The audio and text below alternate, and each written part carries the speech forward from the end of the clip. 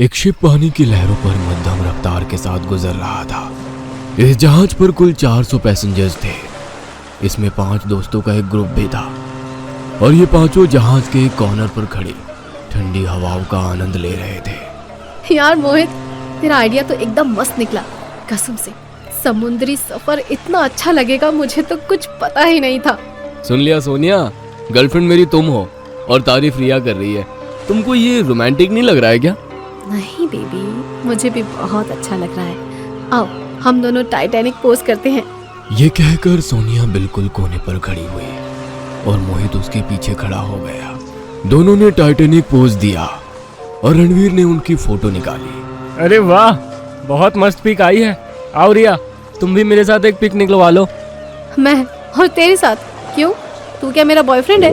ये कहते ही सभी हंसने लगे और फिर उनको एक अनाउंसमेंट सुनाई दिया। सभी यात्री ध्यान से सुने, आगे एक आइलैंड आ रहा है। हम वहाँ पर आधा घंटा रुकेंगे। कोई भी जहाज से ज्यादा दूर नहीं जाएगा, इस बात का खास ध्यान रखें। अरे वाह, एक आइलैंड! मैं तो पहली बार किसी आइलैंड पर जाने वाली हूँ, वो भी तुम्हारे साथ मेरी जान। कुछ देर बाद उनका जहाज एक आइलैंड के किनारे जा लगा और आधे से ज्यादा यात्रियों के साथ वो पांचों भी वहां पर उतर गए। वाह, कितना अच्छा लग रहा है यार यहाँ पर। Oh my God!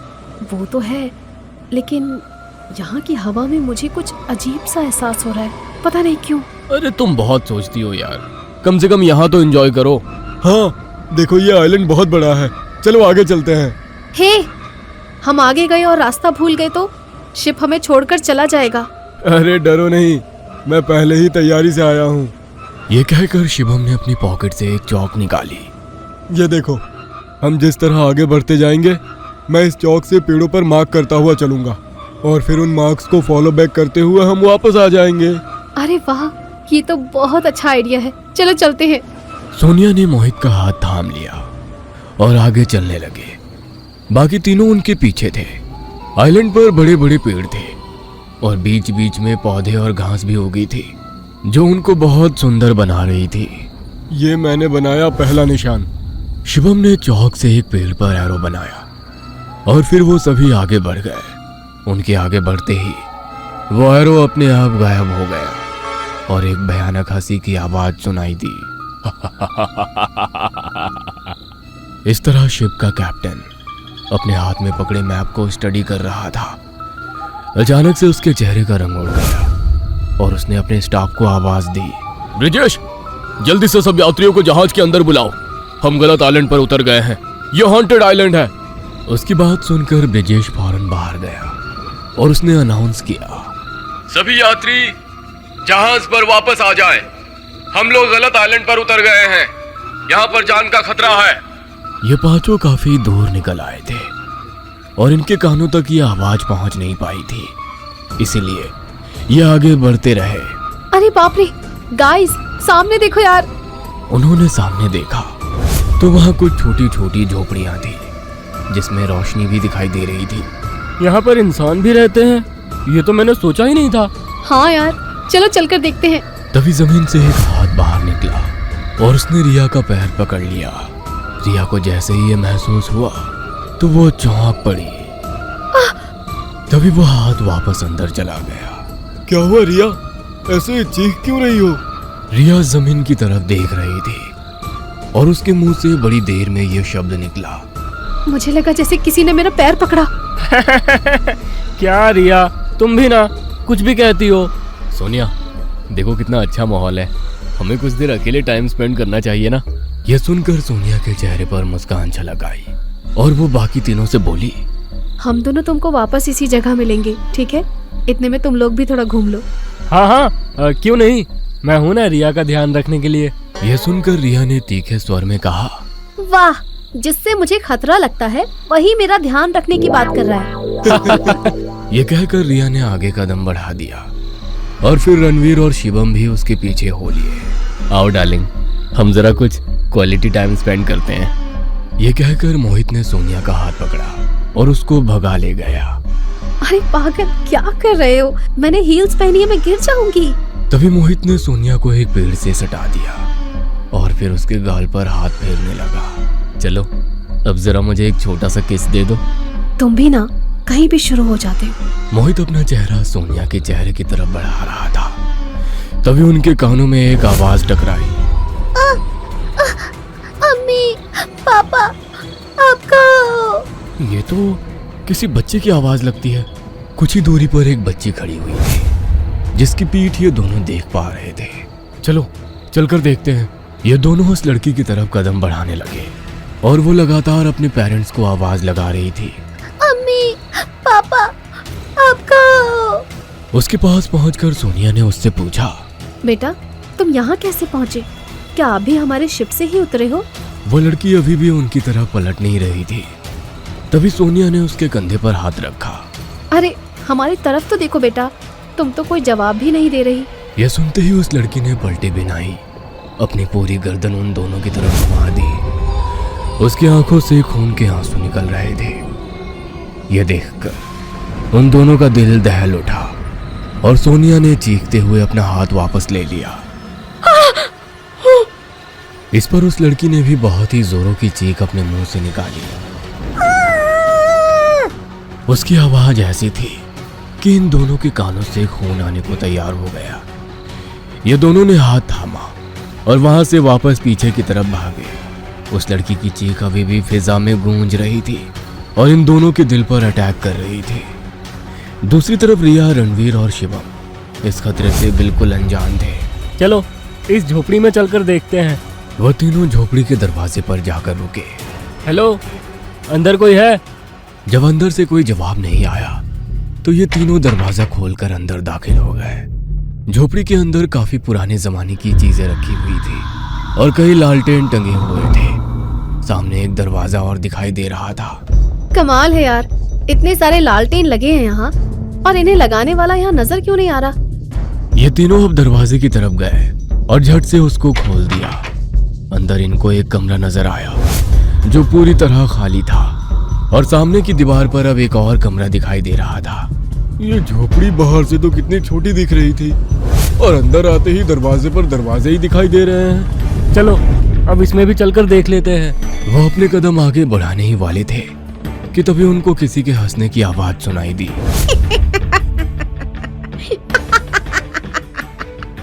ये तीनों हैरान रह गए और उन्होंने एक साथ ऊपर देखा। एक औरत जिसने लाल साड़ी पहनी थी, उसके बाल बिखरे हुए थे और आंखें तेज पीली दिख रही थी, किसी छिपकली की तरह दीवार पर चिपकी हुई थी। इन तीनों का दिल बुरी तरह से दहल उठा और रिया की चीख निकल गई। ये तीनों दरवाजे से बाहर निकले और भागने लगे। वह चुड़ैल भी छत से नीचे आई और चारों हाथ पैरों पर इनका पीछा करने लगी। वो पीछे आ रही है, तेज भागो। अब ये तीनों पीछे की तरफ बिना देखे काफी देर तक नॉनस्टॉप भागे। जब इनकी सांस फूलने लगी तब ये एक जगह जाकर रुके। कौन थी वो? आखिर यहाँ चल क्या रहा है? ये तीनों अभी लंबी लंबी सांसें ले ही रहे थे। उनके पास वाले पेड़ की डाली पर वही चुड़ैल पैर लटकाए बैठी हुई थी। उसने बैठे बैठे ही अपने दोनों हाथों से रणवीर की मुंडी पकड़ ली। उसके तेज नाखून रणवीर के चेहरे के अंदर तक घुस गए और वो लहूलुहान हो गया। रणवीर! ये दोनों रणवीर को छुड़ाने की कोशिश कर रहे थे लेकिन उसकी पकड़ मजबूत थी। कुछ ही देर में रणवीर के शरीर ने हरकत करनी बंद कर दी और उसकी मौत हो गई। अब आएगा मजा। यह सुनकर इन दोनों का दिल दहल उठा और फिर से भागने लगे। वो निशान कहीं नजर नहीं आ रहे हैं जो मैंने चौक से बनाए थे। ऐसा कैसे हो सकता है? लगता है हम रास्ता भटक गए हैं। अगर हम जल्दी से शिप पर नहीं पहुंचे तो हमेशा के लिए यहाँ फंस जाएंगे। दूसरी तरफ सोनिया और मोहित भी अपनी जान बचाने के लिए भाग रहे थे लेकिन ये इनको भी अंदाजा नहीं था कि वो कहाँ जा रहे हैं। क्या ये चारों इस हॉन्टेड आइलैंड से जिंदा निकल पाएंगे या फिर ये भी रणवीर की तरह मारे जाएंगे? ये जानने के लिए देखिए इस कहानी का अगला भाग जल्द ही। अब तक आपने देखा हॉन्टेड आइलैंड पर फंसे पांचों दोस्तों में से रणवीर को उस चुड़ैल ने मार दिया है। बाकी बचे चार एक दूसरे से बिछड़ चुके थे और अपनी जान बचाने के लिए भाग रहे थे। अब आगे रिया और शिवम को भागते हुए काफी देर हो चुकी थी और वो अब थक चुके थे। रिया भागते भागते रुक गई और हाँफते हुए बोली, तुम तो बस भागे जा रहे हो। समुद्र का किनारा किस तरफ है, कुछ आइडिया भी है या नहीं? भागे नहीं तो इसके अलावा और क्या कर सकते हैं? क्या पता वो चुड़ैल वापस हमारे सामने आ जाए। तभी उन दोनों को सामने से एक आवाज आई। शिवम, रिया, सोनिया। सोनिया और मोहित उनके पास पहुंचे और वो भी काफी डरे हुए लग रहे थे। तुम लोग ठीक तो हो? और रणवीर कहाँ है?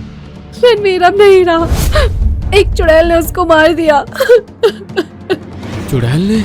यह सुनकर सोनिया और मोहित को एक झटका सा लगा। उनको रणवीर की हर एक बात याद आने लगी और उनकी आंखों से आंसू निकल पड़े। अगर हम लोग कमजोर पड़ेंगे तो हम भी मारे जाएंगे। तो बताओ अब आगे क्या करना है? तुम्हारा वो चौक से निशान बनाने वाला आइडिया का क्या हुआ? तुम पर ही भरोसा करके हम यहाँ फंसे हैं। तुम लोग झगड़ना बंद करो, ये सोचो कि हमें आगे क्या करना चाहिए। मुझे तो प्यास भी बहुत लग रही है। मुझे सोचने दो। मैंने आखिरी बार एक बड़े से बरगद के पेड़ पर निशान बनाया था।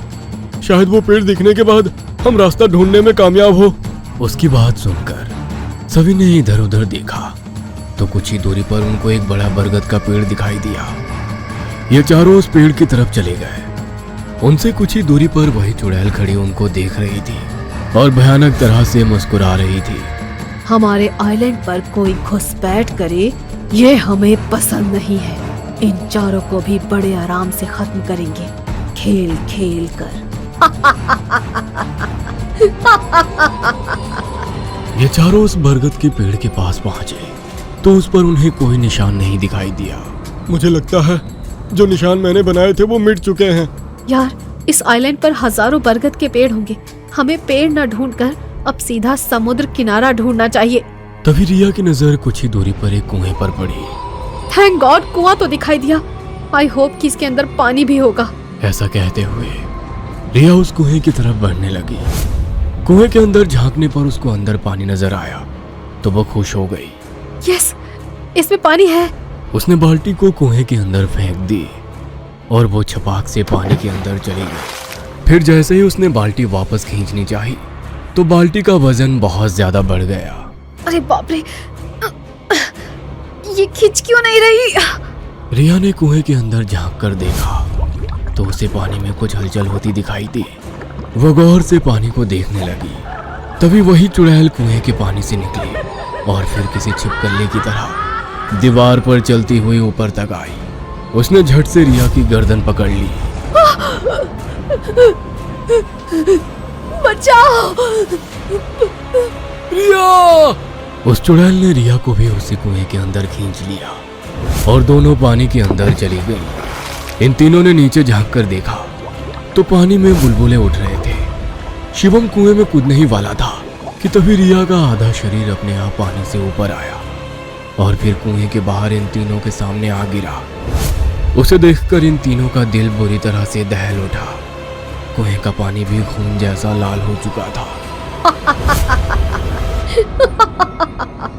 अब तो सिर्फ 3 बचे हैं। देखते हैं तुम लोग कितनी देर जिंदा रहते हो। उन्होंने देखा कि वही चुड़ैल अब कुएं के अंदर से ऊपर आ रही है और अब ये लोग वहां से भी भाग निकले। मुझे नहीं लगता कि हम बच पाएंगे। तभी इन तीनों को पानी की आवाज आने लगी। ये समुद्र की लहरों की आवाज है। चलो गाइस, आवाज उस तरफ से आई है। ये तीनों अब उस आवाज की तरफ रवाना हो गए और आगे जाकर आखिरकार इनको समुद्र किनारा मिल ही गया। यहाँ तक तो आ गए, अब इस खतरे से बाहर कैसे जाएंगे? उनकी किस्मत अच्छी थी कि उसी टाइम इनको एक बोट अपनी तरफ आती हुई दिखाई दी और इनके चेहरे पर खुशी के आंसू छलक आए। हेल्प! प्लीज इधर आइए, प्लीज प्लीज! हेल्प! वह बोट किनारे पर आई और उसके अंदर से एक आदमी और एक औरत उठकर आइलैंड पर आए। अरे, आप लोग यहाँ क्या कर रहे हैं? हम यहाँ शिप से आए थे लेकिन बदकिस्मती से रास्ता भटक गए और शिप हमें बिना लिए चला गया। ओह, ये बात है। नटेलिया, जरा देखो ना कि हम सही आइलैंड पर उतरे हैं। हाँ, मैप के हिसाब से यही वो आइलैंड है जिसके बारे में इस किताब में लिखा है। अरे इस किताब में क्या लिखा है उसको छोड़िए, जल्दी से बोट में बैठिए और यहाँ से हमें ले चलिए। हमारे 2 साथी मारे जा चुके हैं, हम नहीं मरना चाहते। हम इस बात को नहीं मानते। शायद तुम भी इस आइलैंड को हमारी तरह एक्सप्लोर करने आए हो और अब हमें ये काम करने से रोक रहे हो। तुम लोगों के पास दिमाग है कि नहीं? भला हम ऐसा क्यों करने लगे? ठीक है, तो आप लोगों के हिसाब से इस आइलैंड पर आपके 2 दोस्त मारे जा चुके हैं तो आप यहाँ किस लिए आए थे ये बताइए। वो बहुत लंबी कहानी है। असल में हमें कोई कहानी नहीं सुननी। आप लोग हमारे साथ रह सकते हैं। जब हम जाएंगे तो आप भी चलना। That's it. यह सुनकर सोनिया मोहित और शिवम की तरफ देखने लगी और वो दोनों भी चुप ही रहे। चलो आगे चलते हैं। वो दोनों आगे बढ़ गए और ये तीनों भी उनके पीछे हो लिए। वैसे आप लोग इस आइलैंड के बारे में क्या जानते हैं जो इसको एक्सप्लोर करने आए हैं? वो दोनों बिना रुके आगे बढ़ रहे थे। नटेलिया ने चलते चलते ही उस आइलैंड की कहानी बतानी शुरू की। कहते हैं 18वीं शताब्दी में इस आइलैंड पर एक गांव बसा करता था। इस गांव के लोग मर्दों के मुकाबले औरतों को ज्यादा इज्जत दिया करते थे। इसीलिए पूरे गांव पर चंद्रावती नाम की एक लड़की शासन किया करती थी। वो बहुत ही समझदार और गुणवान थी। इसीलिए यहाँ के लोगों ने उसे यहाँ की रानी की तरह ट्रीट करना शुरू कर दिया था। एक दिन अंग्रेजों का एक जहाज यहाँ आ पहुंचा और उन्होंने आइलैंड पर हमला बोल दिया। उनकी फौज गांव के लोगों को मार रही थी। गांव के लोगों ने उनका सामना करना चाहा, लेकिन उनके पास बंदूक पिस्तौल नहीं थी। इसीलिए रानी समेत पूरे आइलैंड के सारे लोग मारे गए। अंग्रेज बहुत खुश थे और वो यहाँ पर अपना एक शहर बसाना चाहते थे। वो लोग वापस गए और अपने साथ एक और जहाज को लेकर यहाँ आए। कहते हैं वो जहाज यहाँ से वापस नहीं लौटे और रहस्यमयी तरीके से गायब हो गए। उसके बाद अंग्रेजों ने फिर से 2 जहाज और भेजे, लेकिन वो भी वापस नहीं लौटे। उसके बाद अंग्रेजों ने यहाँ आना ठीक नहीं समझा। मुझे समझ में आ रहा है, वो चुड़ैल जो हम पर बार बार हमला कर रही है, शायद वो उसी रानी चंद्रावती की आत्मा है और उस बच्चे की आत्मा आइलैंड के मारे गए लोगों में से किसी एक की होगी। वो लोग नहीं चाहते कि कोई यहाँ पर आए, इसलिए वो यहाँ आने वाले सभी लोगों को खत्म कर देते हैं। अरे वाह, तुम लोगों ने इसको भी अपनी कहानी से जोड़ दिया। हम कोई कहानी नहीं बना रहे हैं। बचाओ, हमें बचाओ। ये कैसी आवाजें हैं? तभी उनको आवाज के साथ किसी के कदमों की आहट और पायल की छन छन सुनाई देने लगी। हमें अब यहाँ नहीं रुकना चाहिए। चलो यहाँ से, वरना। तभी अचानक उसके मुंह से निकले शब्द रुक गए। नटेलिया और जेसन से ठीक पीछे वही बच्चा और चंद्रावती खड़ी हुई थी। उन्होंने जैसे ही पलटकर उनको देखा, उन दोनों की आंखें खौफ से फटी रह गई। अरे वाह, हमारे आइलैंड पर नए घुसपैठी आए हैं। पहले इन्हीं को शिकार बनाते हैं। ऐसा कहते ही रानी ने जेसन पर और उस बच्चे ने नटेलिया पर हमला बोल दिया। रानी ने जेसन के सीने में हाथ घुसेड़ दिया और उसका दिल निकालकर इन तीनों के कदमों में फेंक दिया।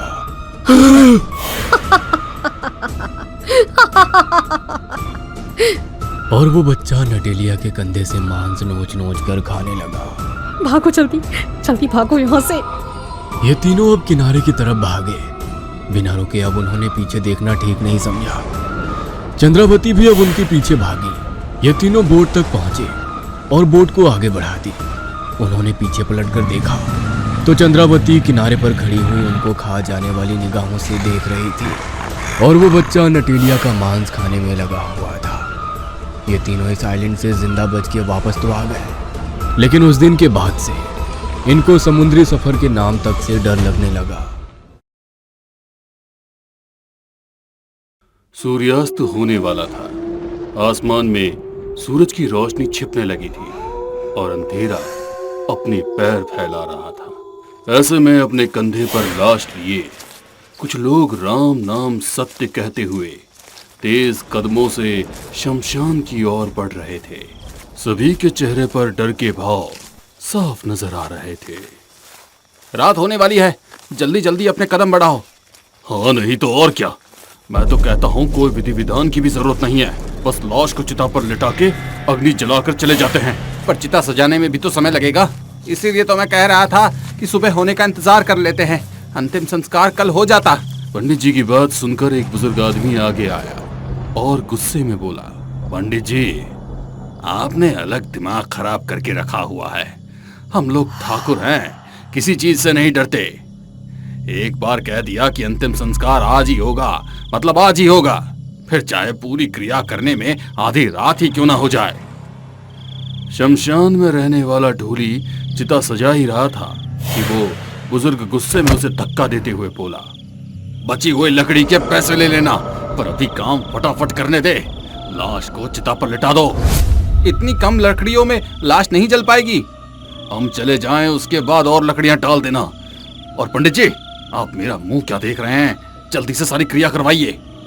पंडित जी ने अंतिम संस्कार के विधान कराए और तुरंत चिता को अग्नि लगाकर सब लोग वहां से बाहर निकल गए। कुछ पल चिता और जली ही थी कि चिता में हलचल होने लगी और वो लाश उठकर बैठ गई। वहां पर खड़ा हुआ चिता सजाने वाला ढोली ये नजारा देख के भाग गया। वो जलती हुई लाश चिता से निकल के गांव की ओर बढ़ने लगी। कुछ समय के बाद ये हमारे गांव को किसकी नजर लग गई? हर रात डर के साए में बीतती है कि कल सुबह किसकी लाश देखने को मिलेगी। कभी जानवर तो कभी इंसान की लाश। आखिर ये मौत का सिलसिला क्यों शुरू हुआ और ये अब खत्म कैसे होगा? कोई इंसान हो तो उसे पकड़ भी ले। ये तो किसी बुरी आत्मा का काम लगता है। बुरी आत्मा? मगर किसकी भटकती हुई आत्मा है ये जो हमें यूं परेशान कर रही है? मुझे तो लगता है। कहते हुए वो उस रात की घटना को सबके सामने बताने की कोशिश करता है, मगर चौधरी गुस्से में उसे खामोश रहने को बोल देते हैं। अब शमशान में रहने वाला गांव पर आई हुई मुसीबत के बारे में अपनी सलाह देगा तो फिर कौन बताएगा हमेशा की इस मौत के खेल के पीछे कौन है? हर रात डर के साए में नहीं बिता सकते हैं।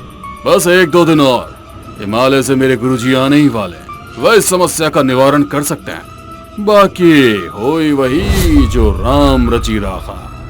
राम राम। कहते हुए वो पंचायत से उठकर अपने घर जाने लगे।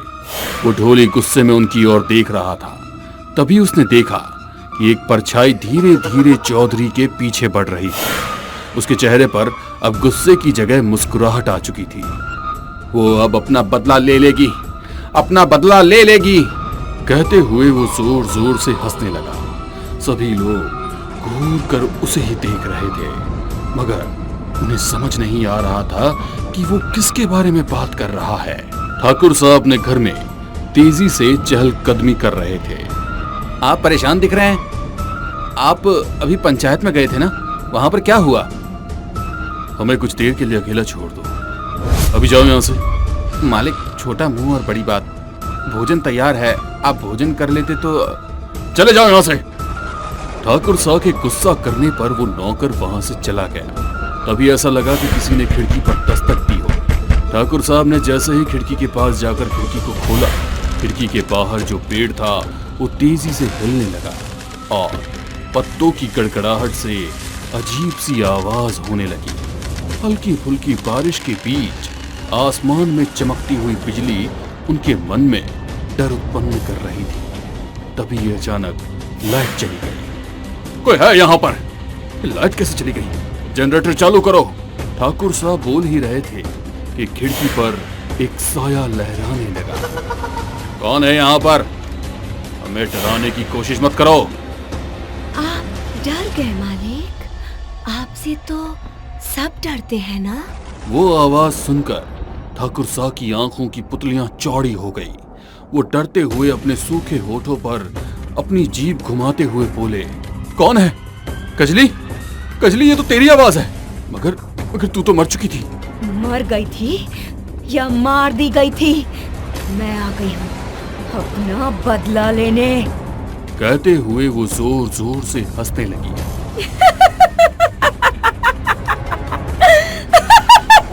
मोहन, हरिया, रामू, गोपाल, सब जल्दी से यहाँ आओ।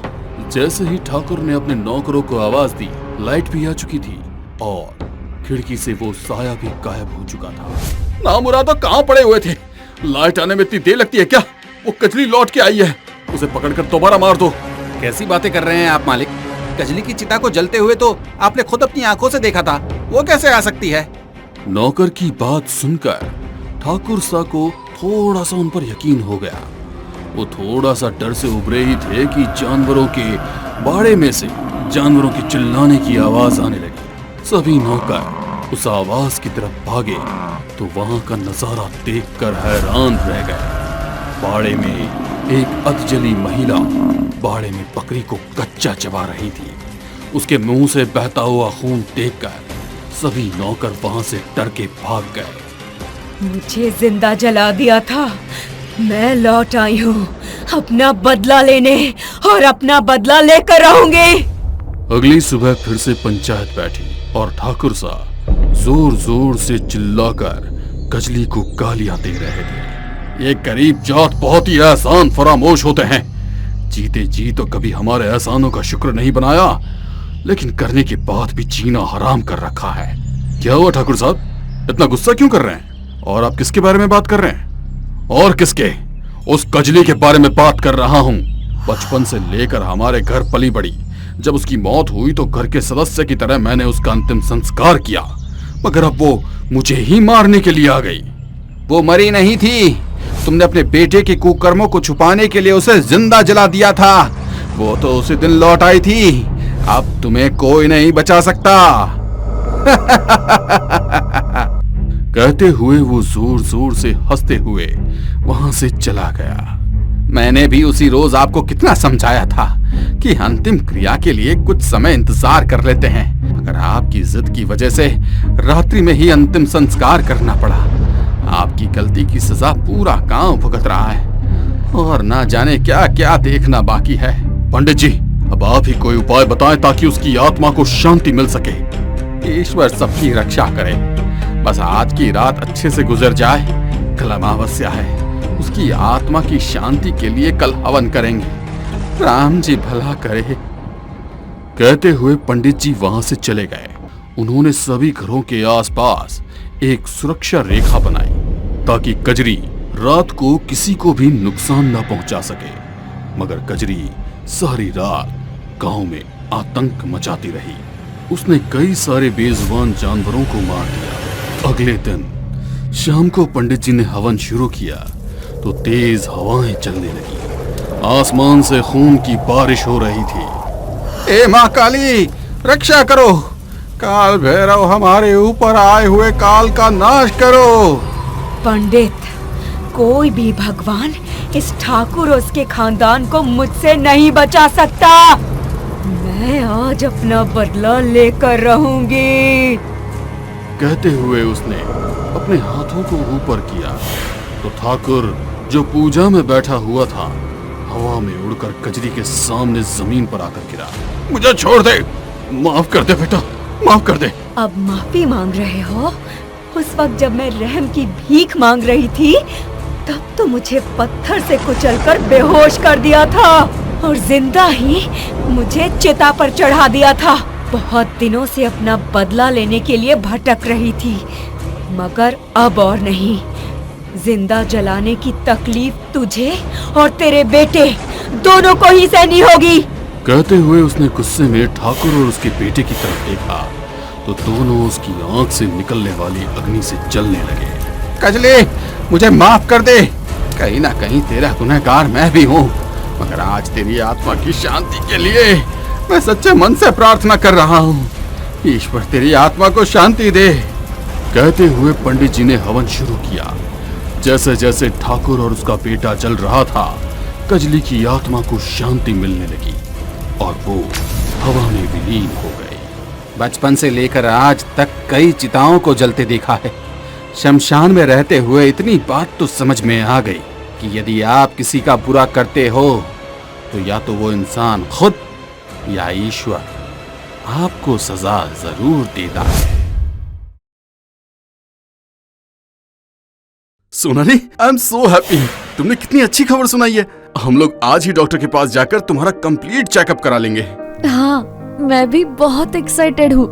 एक बार डॉक्टर से टेस्ट करा लूँ, उसके बाद घर पर सबको बता देंगे। रूपक और सोनाली दोनों की लव मैरिज थी, मगर शादी के कई साल के बाद उन्हें माता पिता बनने का मौका मिला था।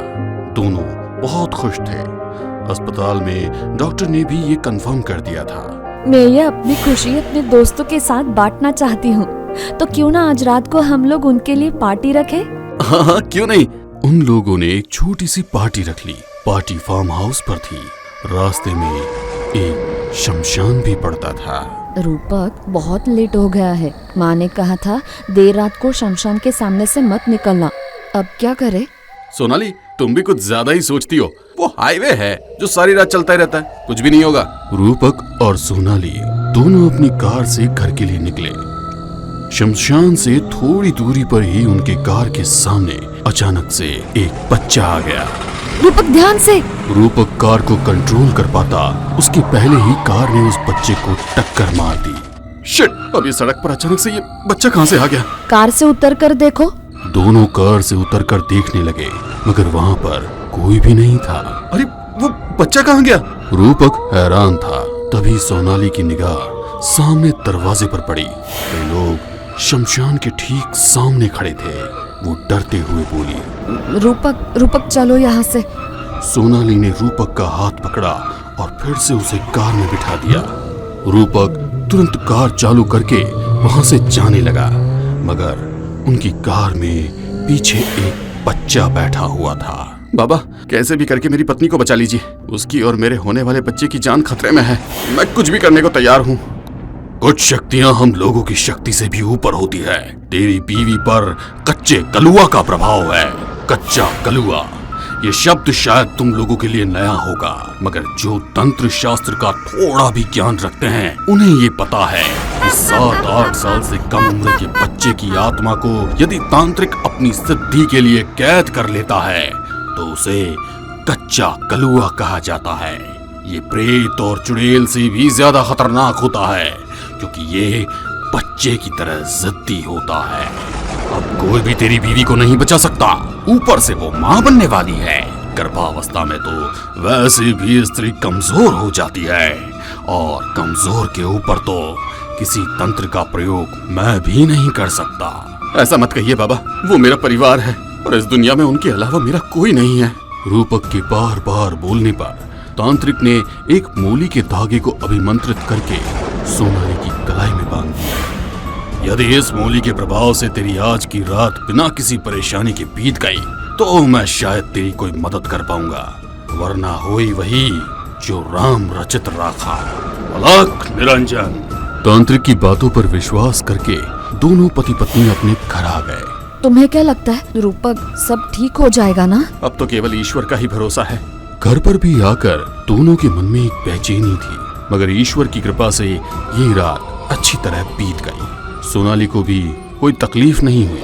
अगली सुबह सोनाली काफी देर तक सोती रही।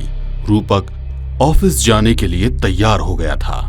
अब रूपक, पता नहीं क्यों आज नींद ही नहीं खुली। तुम मुझे जगा देते ना। पिछले 15 दिनों के बाद आज तुम शांति से सोई थी तो तुम्हें मैं कैसे जगा देता।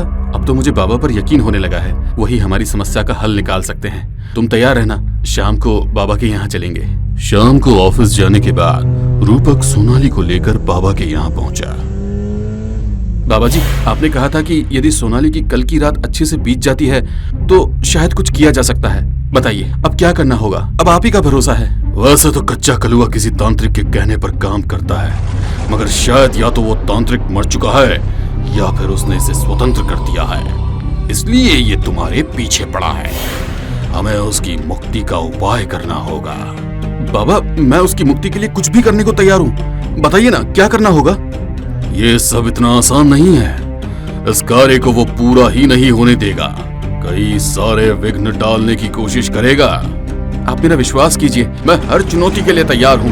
ये क्रिया कब्रिस्तान में शमशान के बीच में होगी, इसलिए तुम अर्धरात्रि के वक्त अकेले कब्रिस्तान पहुँचना। बाबा के कहने पर रूपक अर्धरात्रि के वक्त अकेला कब्रिस्तान पहुँचा। वहाँ पर बाबा पहले से ही कुछ मटकियों को लेकर पूजा कर रहे थे। आओ, तुम्हारा ही इंतजार हो रहा था। तांत्रिक ने रूपक को कुछ वस्त्र देकर उसे बदलने के लिए कहा। रूपक वस्त्र बदलकर पूजा में बैठ गया। कुछ देर पूजा होने के बाद उन मटकियों के भीतर काला धुआं समा गया। बस इसी पल का इंतजार था। ये कच्चा कलुआ तो मेरी सोच से ज्यादा कमजोर निकला, बहुत आसानी से पकड़ में आ गया। बस अब तुम कोई गलती मत करना, इसे कब्रिस्तान के बीच गड्ढा खोद कर गाड़ देना, और हाँ, इस क्रिया को करने के बाद पीछे मुड़कर मत देखना। बाबा की बात सुनकर रूपक ने मटकी उठाई और गड्ढा खोदकर उसे गाड़ने ही वाला था कि उसे सोनाली की आवाज सुनाई दी। रूपक, तुम यहाँ पर क्या कर रहे हो? तुम्हें बाबा जी वहाँ पर बुला रहे हैं। सोनाली की आवाज सुनकर रूपक हैरान था, क्योंकि इस समय वो उस कब्रिस्तान में अकेला था। सोनाली, तुम कहाँ हो? यहाँ सिर्फ तुम्हारी आवाज आ रही है। जरा मेरे सामने आओ ना। रूपक, ये मटकी अभी के अभी यहाँ छोड़ो और तुरंत बाबा जी के पास पहुँचो। मुझे बहुत तकलीफ हो रही है। सोनाली की आवाज सुनकर रूपक सब कुछ भूल गया और तुरंत बाबा जी के पास पहुंचा। जैसे ही वो बाबा जी के सामने पहुंचा, मटकी तेज धमाके से फूट गई। बाबा जी और रूपक दोनों उस ओर देखने लगे। ये क्या हुआ? तुमने मटकी जमीन के नीचे नहीं दबाई थी क्या? वो बाबा जी, सोनाली मुझे बुलाने लगी तो मैं उस मटकी को वहीं पर छोड़कर आ गया। सोनाली, वो कहाँ है? तुम्हें उसकी आवाज सुनाई दी? मतलब वो कच्चे कलुए द्वारा किया हुआ भ्रम था। देखो, तुम्हें बातों में लगाकर वो आजाद हो गया। कहते हुए बाबा जी ने उस ओर इशारा किया जहाँ मटकी में धमाका हुआ था। वहाँ आग की लपटों के बीच एक छोटा बच्चा खड़ा खड़ा मुस्कुरा रहा था। तुम्हारी जरा सी नादानी की वजह से मेरा पूरा प्रयोग विफल हो गया। अब ये और भी ज्यादा शक्तिशाली बनकर लौटा है। बाबा जी बोल ही रहे थे कि वो बच्चा उन पर ही हावी होने लगा। बाबा जी उसके प्रभाव से जमीन पर गिर गए। रूपक उन्हें सहारा देकर उठाते हुए बोला, बाबा जी, कोई तो उपाय होगा इसे काबू करने का। रूपक की बात का बाबा जी कुछ जवाब दे पाते उसके पहले ही वो बच्चा बोल पड़ा, कोई उपाय नहीं, सब कुछ खत्म हो गया। इस बाबा जी की हालत तो देखो। कहते हुए बच्चे ने अपना हाथ ऊपर उठाया तो बाबा जी भी हवा में उड़ रहे थे। उसने उन्हें जमीन पर फेंक दिया। आप जाकर अपने बीवी बच्चे की फिक्र करो, वरना मुझे खेलने के लिए नया साथी मिल जाएगा। तू सोनाली को कोई नुकसान नहीं पहुंचा सकता। उसकी और उसके आने वाले बच्चे की सुरक्षा की जिम्मेदारी मेरी है। रूपक, तुम ये ताबीज लेकर जाओ और सोनाली को पहना देना। इसे मैं यहीं पर रोकने की कोशिश करता हूँ। बाबा जी के कहने पर रूपक तुरंत सोनाली की सुरक्षा के लिए घर की ओर निकलने ही वाला था कि उसकी कार चालू ही नहीं हुई। वो बार बार कार चालू करने की कोशिश कर रहा था। वो बच्चा उसे देखकर मुस्कुरा रहा था। बाबा जी ने कुछ मंत्र पढ़े तो कार तुरंत चालू हो गई। रूपक तुरंत कार लेकर सोनाली के पास पहुंच गया। वहाँ सोनाली दर्द से कराह रही थी। सोनाली की हालत देखकर रूपक परेशान हो गया। उसने तुरंत उसे बाबा जी का दिया हुआ ताबीज पहना दिया। मुझे बाबा जी पर पूरा भरोसा है, तुम जल्दी ठीक हो जाओगी। ताबीज पहनकर सोनाली की तबीयत थोड़ी सी ठीक हो गई थी। दूसरी तरफ अब वो कच्चा कलुआ जाकर तांत्रिक बाबा को परेशान कर रहा था। बाबा जी, तुमने मुझे सोनाली से दूर कर दिया, मगर अब तुम्हारी रक्षा कौन करेगा? अब तुम नहीं बचोगे। कहते हुए उसने अपने हाथों को ऊपर किया और वहां पर एक कब्र खुदने लगी और वो बच्चा बहुत ही भयानक नजर आने लगा। तू मुझसे लड़ेगा? चल ठीक है। तांत्रिक उसे खुद से दूर करने की कोशिश कर रहा था, मगर वो उन पर ही हावी होने लगा था। देखते ही देखते बाबा जी उस कब्र के अंदर समा गए, मगर जाते जाते वो उस बच्चे को भी अपने साथ कब्र के भीतर ले गए। उसकी मुक्ति हो गई। बाबा जी रूपक के सामने एक सूक्ष्म शरीर में आकर बोलते हैं, बेटा, मेरा इस दुनिया से जाने का समय आ गया है, मगर मैं उसको भी अपने साथ लेकर जा रहा हूं। तुम और सोनाली हमेशा खुश रहना। कहते हुए वो प्रकाश पुंज में लीन हो गए। अब तुम्हें कुछ नहीं होगा सोनाली। बाबा जी खुद चले गए मगर हमारी सुरक्षा कर गए। कुछ महापुरुष सच में बहुत महान होते हैं।